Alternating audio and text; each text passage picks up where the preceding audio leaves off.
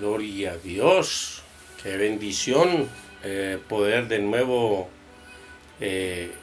iniciar. Estamos con unos ánimos tremendos en el Señor para continuar hoy lunes que quedamos en desarrollar lo que estamos observando sobre el libro de Colosenses.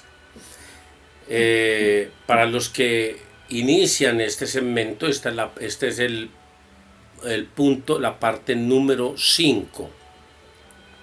Ahí están en el orden que se han venido dando.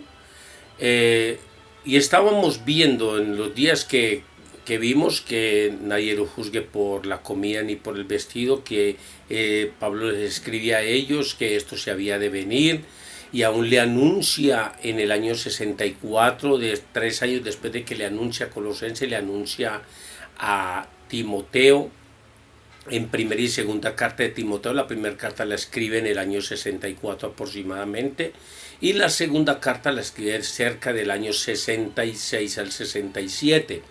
Y en el año 64 Pablo escribe a dos personajes muy importantes, que es a Timoteo en la primera carta, y le escribe también a Tito, también le escribe. Y todo esto era basado a las experiencias que se habían adquirido desde Gálatas en el año 54 y Colosenses en el año 61 aproximadamente, las dos fechas.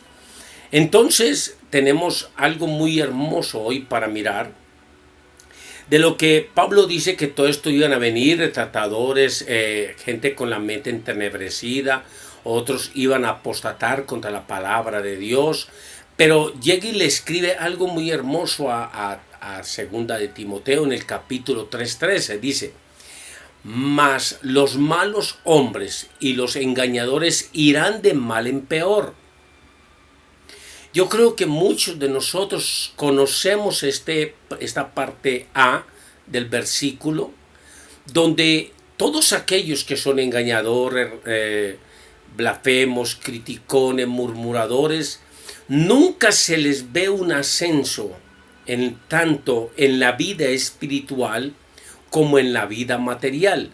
Siempre viene una decadencia en sus propias vidas. Por eso dice la palabra, a ellos andarán de mal en peor a los engañadores, engañando y siendo engañados aún a ellos mismos, porque la persona no sabe ni entiende, no reacciona, porque dice la palabra de Dios que tienen las mentes cauterizadas, donde no entienden lo que se les está diciendo, donde no entienden que se le dice lo que está haciendo es malo, mi amado, no hable, no esto, hágalo bien, métase con Dios. Entonces ellos, por más que se les dice, siguen siendo engañadores, siguen siendo burleteros, no se viven la palabra, no la aplican para sí.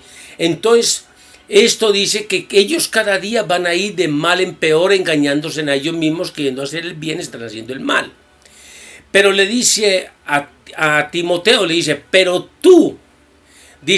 pero persiste tú en lo que has aprendido y te persuadiste, lo que has aprendido y lo aplicaste a ti mismo, sabiendo de quién has aprendido. Como quien dice, tuviste de un maestro, te he enseñado yo. Como quien dice Pablo, tú sabes que te he enseñado porque yo vivo la palabra, porque yo la aplico a mi vida, porque voy luchando cada día por la medida del varón perfecto, y sabes que cada día vamos de victoria en victoria y de batalla en batalla, pero vamos a todos a ser vencedores en Cristo Jesús. Como quien dice, no desista, siga firme, siga peleando la batalla hasta el final. Practique lo que le he enseñado. Mire que yo mismo, Pablo está hablando como quien dice en estas palabras, mira que yo mismo he escrito que yo soy intachable ante la ley y soy irreprensible en el Espíritu, y que el Espíritu Santo dé testimonio de mí, dice Pablo. Entonces tiene un buen maestro, tiene una persona que vive, y cuando se vive la palabra se da una palabra viva. La palabra cuando se está viviendo puede llegar a la persona cuando tú la estás compartiendo. Si la palabra no se está viviendo, no hace efecto en la vida. Uno de los grandes hombres que vivía la palabra y que había muchos profetas en esos tiempos para tomar el Señor y ponerlo a hacer la tarea que puso a hacer a este profeta, y fue a Ezequiel. A Ezequiel le dice, ¿vivirán este valle de huesos secos? ¿Tú crees que este valle de huesos secos vivirá? Sí, Señor, tú lo sabes. Y había muchos profetas para el Señor ponerlo a profetizar, pero puso a Ezequiel. ¿Por qué? Porque él tenía una palabra viva dentro de él, estaba viviendo la palabra, no tenía palabra muerta o, por decirle en otro término, mal testimonio. Y por eso la primera recomendación para revivir el valle de huesos secos y que hubiera un estruendo y se juntara hueso con su hueso, lo primero que le dijo el Señor: ahora diles palabra. Entonces, cuando le da la palabra es cuando empieza a surgir todos los cambios. Por eso le dice: pero tú persiste en lo que has aprendido y sabiendo de quién te ha enseñado. Dice: y que desde la niñez has sabido las escrituras, las cuales te pueden hacer sabio para la salvación por la fe en Cristo Jesús. Como quien dice: Timoteo, tú sabes que se ha habido la ley, se ha practicado la palabra, les han hablado los eruditos, les han hablado los de las sinagogas, los maestros de la ley, les han hablado a ustedes. Entonces, le saca como un recuento, en un resumen de pocas palabras, le está hablando mucho contenido el apóstol Pablo a Timoteo, porque sabe que es un hombre entendido lo que le quiere decir. Y algo inspirado por el Espíritu Santo le dice Pablo, le dice: toda la escritura es inspirada por Dios, útil para enseñar, para redarguir y para corregir. Son los tres síntomas que debe de hacer la palabra de Dios en nosotros. Por eso, en el año 64 se escribe la carta a los Efesios, que quiero ir allá, y es algo hermoso de cómo para poder llevar a cabo todo lo que se está hablando ahí, tenía que haber contextos que verdaderamente hablaban acerca del caso. Y cuando Pablo escribe la carta a los Efesios, la escribe en el año 60-61 aproximadamente. Y en esa carta escribe una orden a la iglesia de lo que él establece en varios lugares, y se los voy a leer si me lo permiten. En Efesios capítulo 4 verso 11. Y es algo hermoso, dice Efesios 4:11. Dice: y él mismo constituyó a unos profetas, a otros evangelistas, a otros pastores y maestros. Entonces, para que hubiera una enseñanza, Pablo pone a hombres ilustrados en la palabra que enseñen el mensaje conforme se les ha enseñado a ellos, no distorsionando, no sacando otras alegorías para desviar la formación del cuerpo de Cristo, sino que estén centralizados en lo que está hablando el apóstol. Por eso establece los maestros para la enseñanza, como lo dice aquí a Timoteo. Entonces, si la palabra de Dios nos debe de enseñar, entonces debe haber un maestro que nos instruye, nos enseñe y nos explique la cita bíblica, la cual, qué es lo que nos quiere hablarnos, que nos quiere corregir e instruir. Porque si me va a corregir es porque me va a hacer un efecto contrario a lo que me hace un consejo humano o algo de lo que lea en un libro cualquiera. Por eso yo siempre he calificado la Biblia como el manual de vida y lo he dado referencia de mucho a esta palabra, la repito muy seguido, porque es algo de lo que he aplicado en mi vida cuando conocí al Señor. Yo tenía una vida muy desordenada y el que vino a ordenar mi vida fue Cristo por medio de la palabra.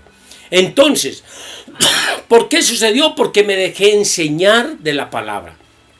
Y al dejarme enseñar por la palabra me ilustró, la palabra me enseñó. ¿Por qué? Me dio la enseñanza, me corrigió.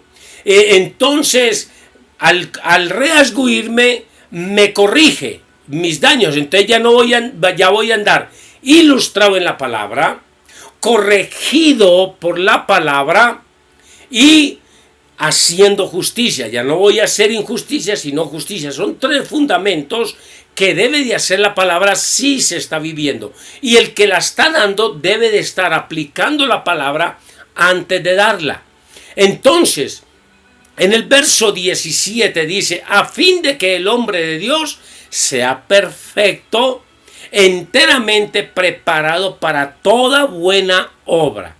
Entonces, la palabra de Dios es la que va a enseñar a que caminemos cada uno a una buena obra. Entonces, estos acontecimientos estaban también pasando con Tito, y Pablo le toca escribirle en el mismo tiempo que le escribe a Timoteo.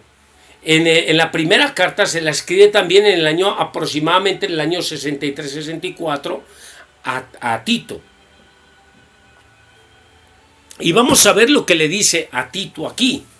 Dice, en Tito he sacado unos textos que son como los que quiero pues ilustrar.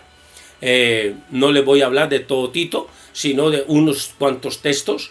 Y dice en Tito 1:9, dice, tú siendo retenedor de la palabra fiel, tal como has sido enseñado, como dice Tito, tú has sido ilustrado, enseñado en la palabra, entonces sé fiel a ella, para que también puedas exhortar y enseñar a otros. Porque si la palabra no la está viviendo Tito, ni la está viviendo los que la están ilustrando, ¿cómo van a poder enseñar si no se está viviendo? Entonces no va a poder convencer a los que se contradicen de la palabra. Entonces, muchos de pronto usan textos como pretextos para poder pecar. Como muchas veces dicen, no, es que yo no hago eso porque yo no vivo bajo la ley, sino bajo la gracia.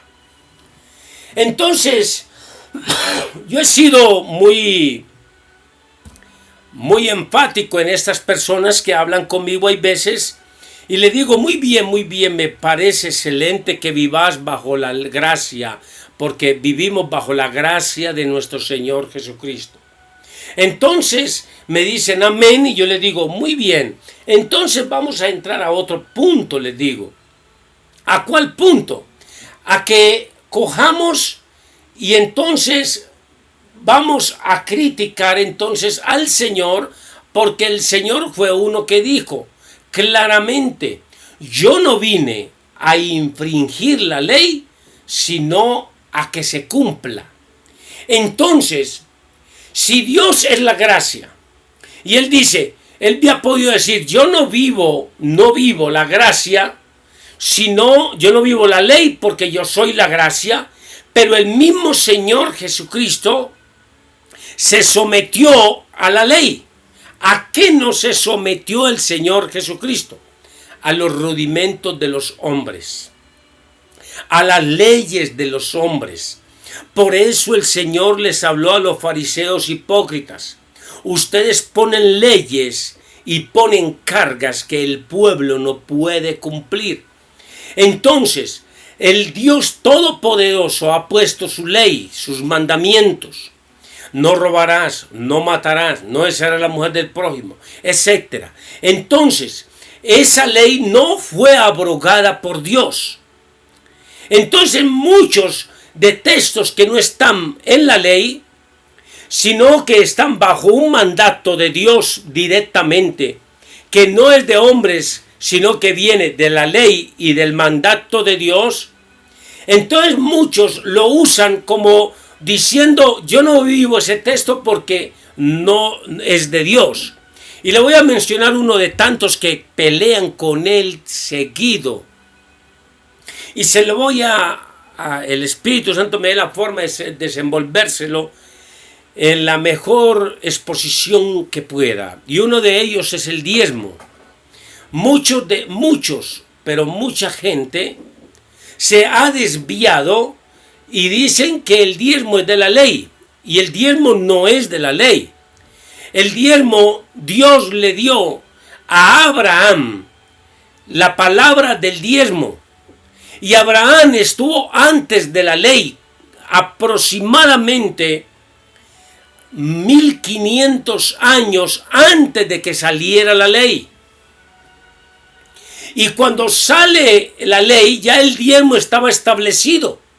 Ya habían hombres de Dios que estaban viviendo lo que el patriarca de la fe, que era Abraham, lo vivían. Decían: ahora, Señor, de todo lo que tome de mi mano el diezmo te daré. Hombres de Dios que vivían el mandato de Dios que había puesto a Abraham como su amigo fiel. Cuando Moisés establece el diezmo, no como la ley, sino como el mandato que venía desde Abraham. Y la ley que establece Abraham por medio de los jueces, no ningún paso de los mandatos de la ley menciona al diezmo, sino que él menciona el diezmo como traerlo al altar, como compromiso con Dios, y no le pone penalidades. Pero los demás casos que se fallan, el robar, le mochaban un dedo.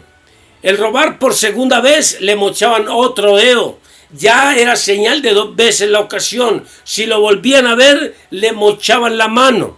Y el que mataba a un individuo, el mismo muerto vengaba su muerte. Y muchos dirán: pero ¿cómo un muerto va a vengar si ya está muerto? Resulta que la ley del hombre, la ley que pusieron a la ley de la muerte, del mandamiento, le pusieron que el muerto se lo amarraban en la espalda y lo sacaban de la aldea al desierto a caminar con él, y esa persona moría cansada, quedaba cansada de la fatiga, de la sed, de todo, caía maluqueado, perdía la noción al suelo, y el cuerpo ahí amarrado sin podérselo soltar. Ese cuerpo se podría y se ponía putrefacto, le salían gusanos, y el cuerpo desarrolla unos gusanos que son casi 15 centímetros delgados, unos animales que botamos los seres humanos cuando nos descomponemos. Y esos animales buscan refugio, calor, y al ver el otro que está ahí ya moribundo, sin fatiga, con todo, se le meten por los oídos, por la nariz, por la boca, y lo matan. Entonces el mismo muerto vengó su muerte. Esa era la ley en esos tiempos. De ahí viene lo que es el año 37 antes de Cristo, donde empiezan a establecer la crucifixión por el caballero blanco, que eso ya es otro estudio ya mucho más avanzado, muy hermoso, es elegante, me fascina ese tema. Y ahí ya los mandamientos tienen la ley.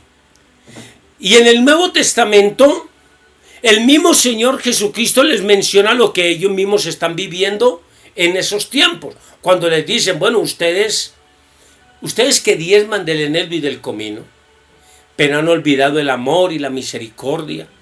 Yo les digo, no dejen de hacer lo uno sin dejar de hacer lo otro. Hoy en día mucha gente diezma y llevan su diezmo, llevan su ofrenda, pero no han dejado la murmuración, la crítica, las blasfemias, los deseos de la carne. Y Dios dice: sigan diezmando y ofrendando, pero no dejen de hacer lo uno sin dejar de hacer lo otro. Hemos dicho, no dejen de vivir en santidad. No crean que porque se diezma, se ofrenda, usted puede vivir como quiere. No. A ellos les dijo: dejaron el amor y la misericordia. Hagan misericordia y vivan en amor. A estos tiempos apliquémoslo. Vivan el diezmo, vivan la ofrenda. Pero si les digo, vivan en la unidad, sin murmuración, sin crítica, sin robos, sin blasfemias. sin desear la mujer del prójimo, y etcétera, y etcétera, y etcétera, de lo que practica el hombre, creyendo engañar a Dios, o que porque cumple, ya con eso va a corroborar todo lo malo que hace. No, la Biblia es tajante y dice: el que sabe hacer lo bueno y no lo hace, le es tomado por pecado. Aquí Pablo le está hablando a Tito de lo que tú has aprendido, de lo que tú supiste, quién, le dice a Timoteo, y aquí le dice a este: ser un retenedor de la palabra fiel como te he sido enseñada, para que también puedan exhortar y enseñar y convencer a los que contienden.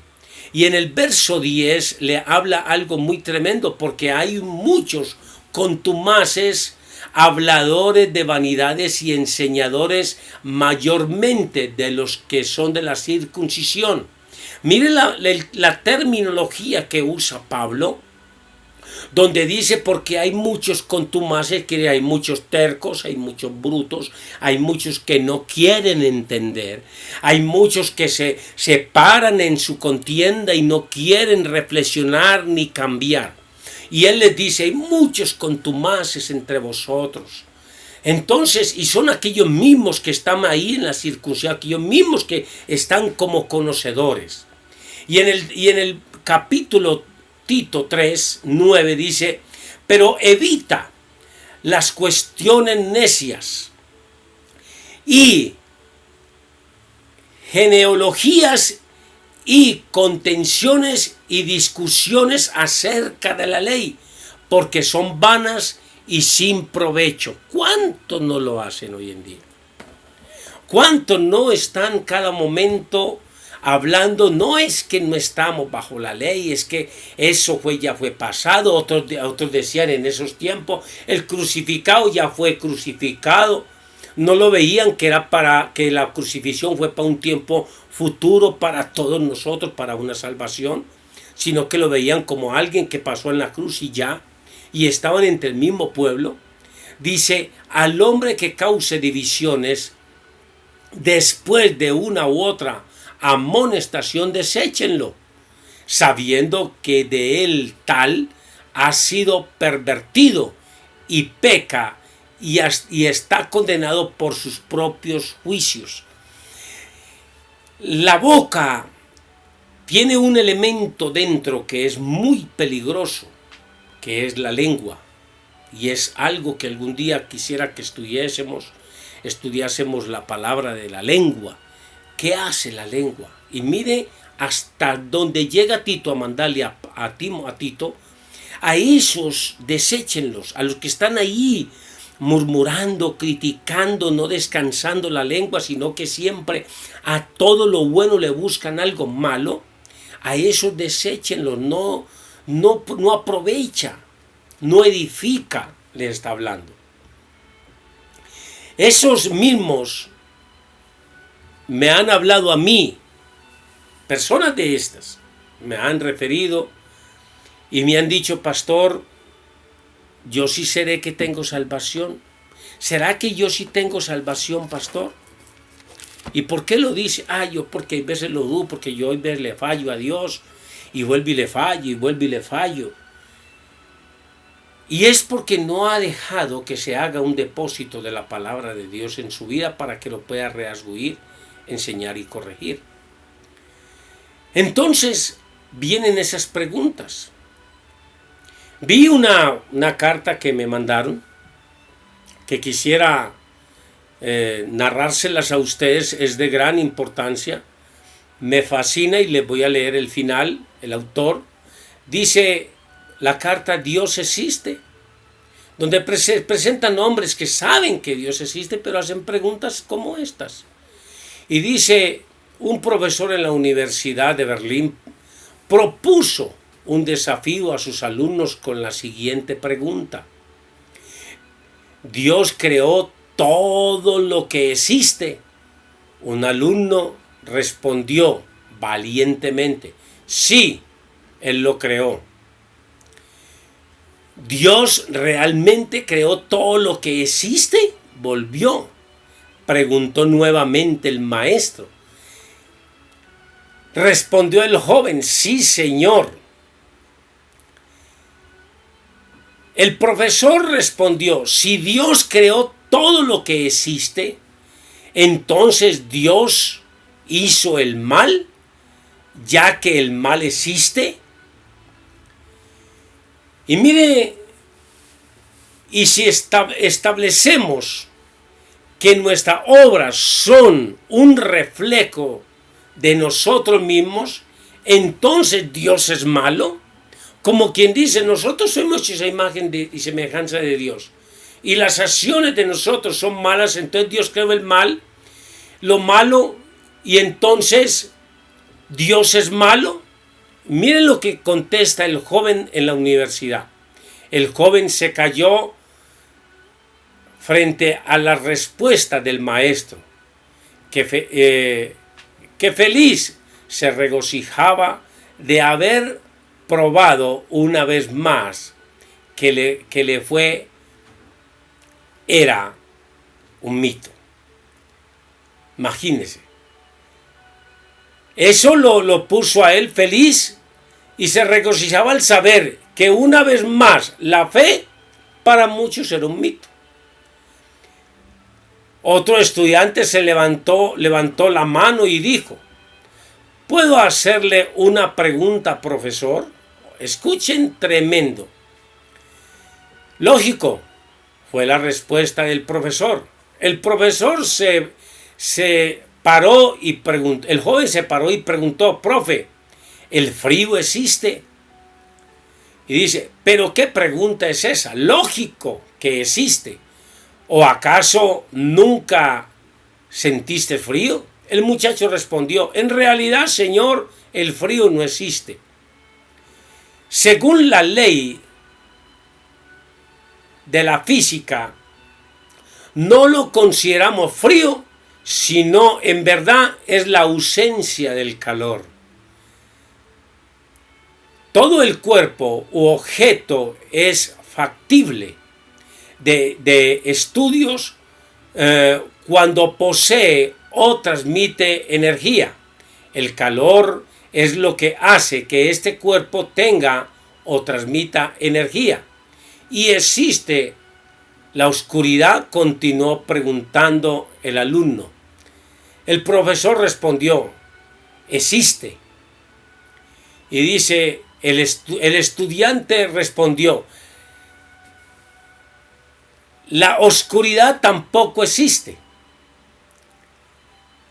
Miren lo que le pregunta, que si la oscuridad existe, ahora existe la oscuridad.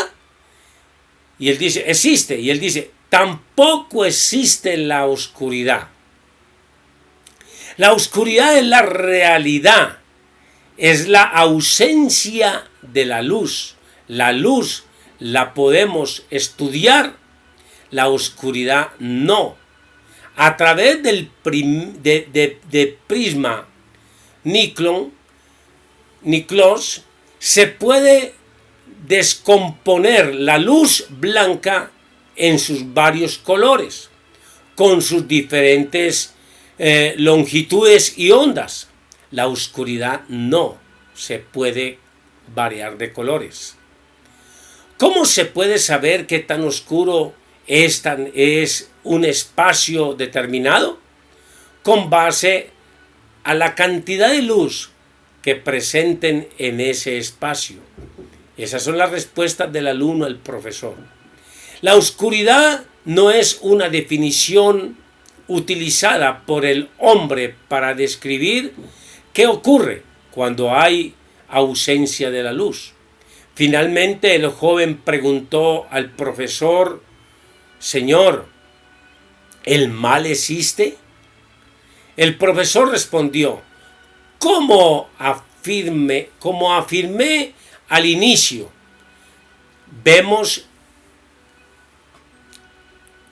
estupros, crímenes, violencias en todo el mundo. Esas cosas son malas. El estudiante respondió, el mal no existe, Señor. Y por lo menos no existe en sí mismo. El mal es simplemente la ausencia del bien. de confirmada con los anteriores casos del mal, es una definición que el hombre inventó para descubrir la ausencia de Dios. Dios no creó el mal. El mal es el resultado de la ausencia de Dios en el corazón de los hombres. Es igual a lo que ocurre con el frío, cuando no hay calor, o con la oscuridad, cuando no hay luz. El joven fue aplaudido y de pie, y el maestro, moviendo la cabeza, permaneció en silencio. El director de la universidad se dirigió al joven estudiante y le preguntó: ¿cuál es tu nombre? Porque vio que era uno de los estudiantes, como que hizo preguntas muy concretas y muy precisas, que él responde el nombre y dice: ¿cuál es tu nombre? Mi nombre es Albert Stanley. Tremendo relato de que es igual en estos tiempos. Muchos quieren tener un poco de ausencia de Dios para poder justificar sus males. Y el mal lo hacen activo en sus vidas por la ausencia del aislamiento que le hacen a Dios. Si la persona en el momento vive enteramente para Dios, el mal no va a poder vivir ni existir en el cuerpo de un ser humano. Debemos de luchar cada día para que la plenitud de Dios se haga real en nuestros corazones, como se lo explicaba aquí Pablo a Tito.